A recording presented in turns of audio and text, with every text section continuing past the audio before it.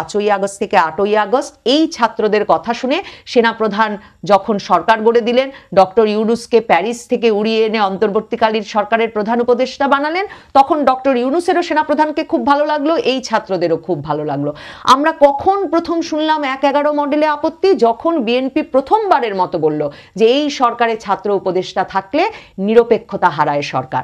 আমরা কখন গিয়ে জানলাম সেনাপ্রধান ভারতের এজেন্ট? যখন হাসনাত আব্দুল্লাহ ফেসবুকে স্ট্যাটাস দিয়ে দিলেন যে তাকে নাকি সেনাপ্রধান বলেছেন আওয়ামী লীগকে অন্তর্ভুক্ত করে একটা নির্বাচন অনুষ্ঠানে আসলে ছাত্রদের রাজি হওয়া উচিত। ডক্টর ইউনূসের সঙ্গে সেনাপ্রধান ওয়াকারুজ্জামানের সম্পর্কটা হঠাৎ এতটা খারাপ হয়ে গেল কেন?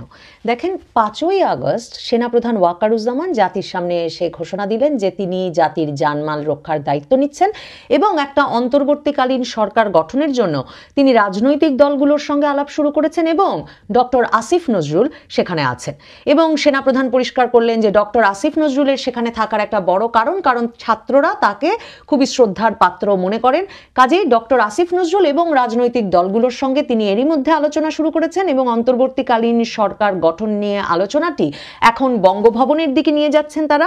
রাষ্ট্রপতি শাহাবুদ্দিন চুপ্পুর উপস্থিতিতে তারা এই আলোচনাটি করবেন এবং দ্রুততম সময়ে কয়েকদিনের মধ্যেই সরকার গঠন করে দেবেন সেনাপ্রধান। তার মানে আমরা তখন বুঝলাম সেনাপ্রধান সরাসরি দায়িত্ব নিচ্ছেন না, তিনি 1-11 আদলে একটা সরকার গঠন করার দিকে হাঁটছেন। সে সময়ে সেনাপ্রধান দায়িত্ব নিয়ে ফেলে রাজনৈতিক দলগুলোর সঙ্গে আলাপ করে বঙ্গভবনে সে আলাপকে নিয়ে যেয়ে নিজ হাতে একটা সরকার গড়ে দিচ্ছেন, এই 1-11 মডেলে কারো কোনো আপত্তি ছিল না। এবং আমরা এর পরে নানা পক্ষের লেখালেখিতে, মানে বৈষম্য বিরোধী ছাত্র আন্দোলনের নানা সমন্বয়কদের লেখালেখিতে, ডক্টর আসিফ নজরুলের লেখায় আমরা স্পষ্টত জানতে পারি যে সেনাপ্রধান ওয়াকারুজ্জামান যখন ছাত্র প্রতিনিধিদের সঙ্গেও আলাপ করতে চাইলেন, আসিফ নজরুলই এরপরে নাহিদ ইসলাম, আসিফ মাহমুদ সজীব ভুইয়ার সঙ্গে সেনাপ্রধানের যোগাযোগ ঘটিয়ে দেন এবং এরপর এই ছাত্র প্রতিনিধিদের আলোচনার মাধ্যমেই আসলে অন্তর্বর্তীকালীন সরকারটি গঠিত হয়। যে আলোচনায় রাজনৈতিক দলগুলো উপস্থিত ছিল, সেনাপ্রধান ছিল এবং উপস্থিত ছিলেন রাষ্ট্রপতি শাহাবুদ্দিন চুপ্পুও।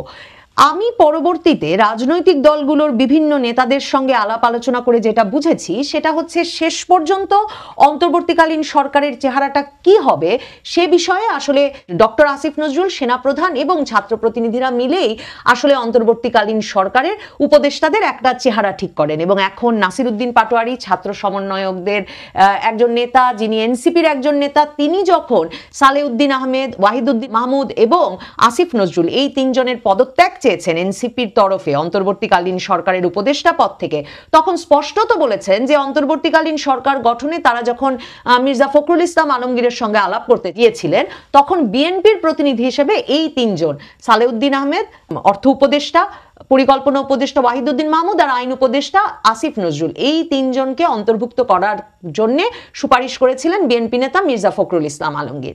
তার মানে সেনাপ্রধান ওয়াকারুজ্জামানের সঙ্গে মিলেমিশে ডক্টর আসিফ নজরুলকে নেতা ধরে তখন সমন্বয়কারীরা অন্তর্বর্তীকালীন সরকার যে সেনাপ্রধান গঠন করে দিচ্ছেন সেই পুরো প্রক্রিয়ায় কোনো আপত্তি করেনি।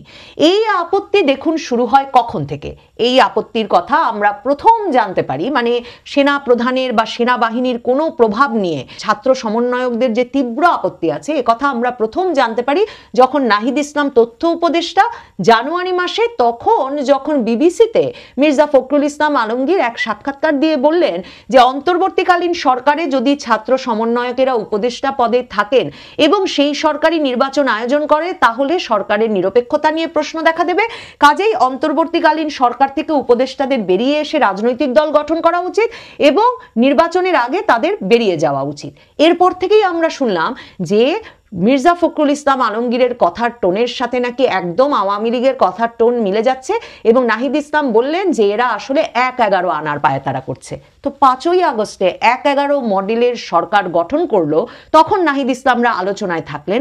তখন 5ই আগস্টে সেনাপ্রধান ওয়াকারুজ্জামানকে খুব ভালো লাগলো, 8ই আগস্ট পর্যন্তই তাকে ভালো লাগলো, তাকে দিয়ে তাদের পছন্দ মতো একটা সরকার গঠন করিয়ে নিলেন এবং সেই সময়টায় সেনাপ্রধান তাদেরকে ক্ষমতায় যাওয়ার পথ প্রশস্ত করার সকল ব্যবস্থা করলেন, সেটা ভালো লাগলো।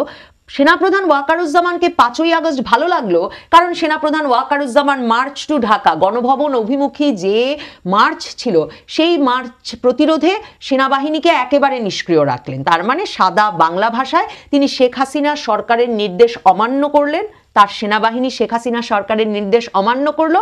সেনাবাহিনী রাজপথে ছাত্র জনতার আন্দোলনের পাশাপাশি একটা সেনা কু ঘটালো, কারণ তারা তৎকালীন সরকারের নির্দেশনা অমান্য করে ছাত্র জনতার আন্দোলনকে সমর্থন দেওয়ার সিদ্ধান্ত নিল।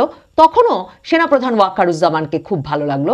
সেনাপ্রধান ওয়াকারুজ্জামানকে খারাপ লাগা শুরু হলো স্পষ্টত প্রকাশ্যে ফেব্রুয়ারি মাস থেকে, যখন আমরা জানলাম হাসনাত আবদুল্লাহর সঙ্গে সপ্তাহ দুয়েক আগের একটা কনভারসেশন, সেনাপ্রধানের একটা আলাপচারিতা হাসনাত আবদুল্লাহ প্রায় সপ্তাহ দুয়েক গোপন রেখে ফেসবুকে প্রকাশ করে দেওয়ার গুরুত্ব অনুধাবন করলেন।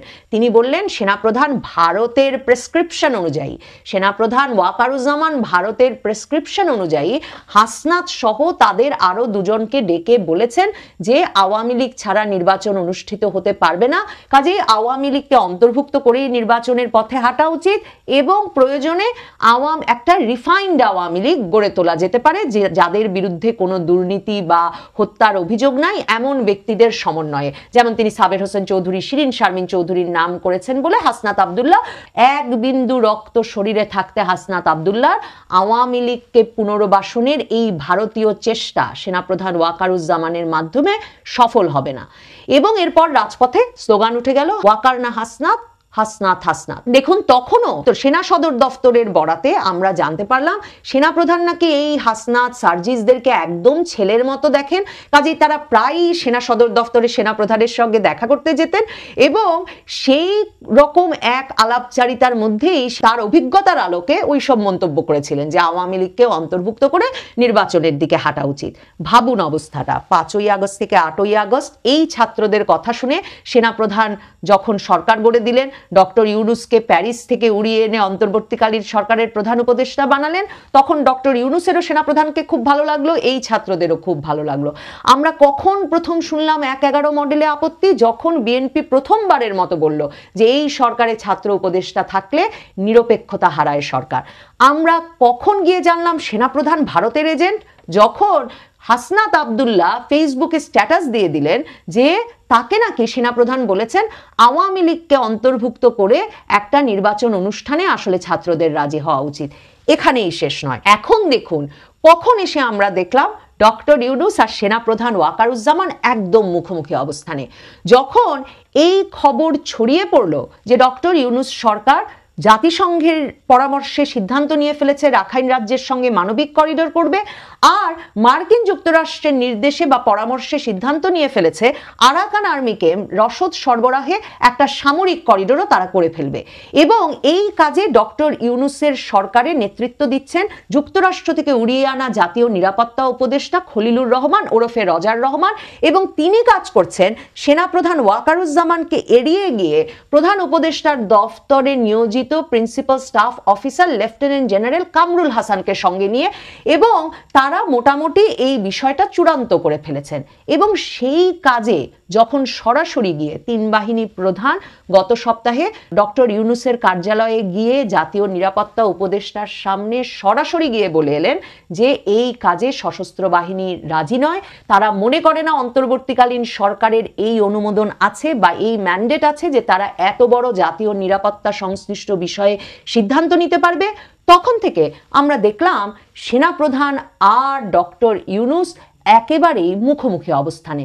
আমরা জানতে পারলাম সেনাপ্রধানের দরবারের বক্তব্যের বরাতেই যে ডক্টর ইউনুস সেনাপ্রধান ওয়াকারুজ্জামানকে সরিয়ে দিয়ে লেফটেন্যান্ট জেনারেল কামরুল হাসানকে সেনাপ্রধান করে দেওয়া চিঠি স্বাক্ষরের জন্য এমনকি বঙ্গভবনে পর্যন্ত পাঠিয়ে দিয়েছিলেন। তাহলে সেনাপ্রধানের আর কি কি অপরাধের কারণে সেনাপ্রধানকে এখন আর কিছুতেই ডক্টর ইউনুস কিংবা তার পেটোয়া বাহিনী হাসনাত আবদুল্লাহরা কিংবা তার রাজনৈতিক দল এনসিপি জাতীয় নাগরিক পার্টি